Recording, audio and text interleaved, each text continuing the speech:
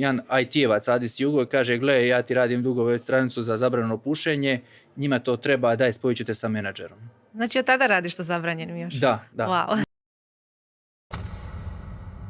8. mjesec 2009. sam bio na stručnoj praksi u Finskoj i javio se Viktor Maruhnić iz Shoutema i kao, otprilike mail bio je kao mogli bi nešto raditi. I Ivan Brezak-Brkan je bio community manager za Shoutem.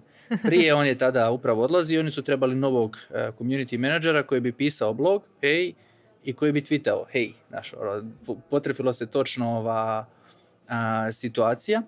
I onda kao Viktor rekao, ajde reci neku cijenu. I sad šta ja znam kako ću naplaćivati cijenu, ja app opalio cijenu za mene koja je bila wow. Student je rekao, ok, može, ajmo raditi. Super. I tako da sam ja postao community manager za Shoutem i ja moram reći, to mi se počelo sviđati sve više i više i cijela ta priča počeo sam graditi u tom smjeru i onda nekim čudom iz toga se stvorilo ovo, iz nekakve preporuke su bile, ne znam, tada sam radio Windays, community management, u jednom trenutku su me, mislim da je to bila 2010.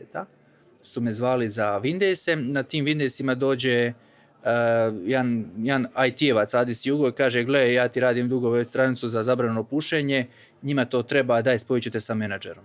Znači od tada radiš sa zabranjenim još? Da. Wow. Radili smo 7,5 godina. Tako da, više manje se nekako sasvim slučajno pogodilo iz tog nekako IT svijeta.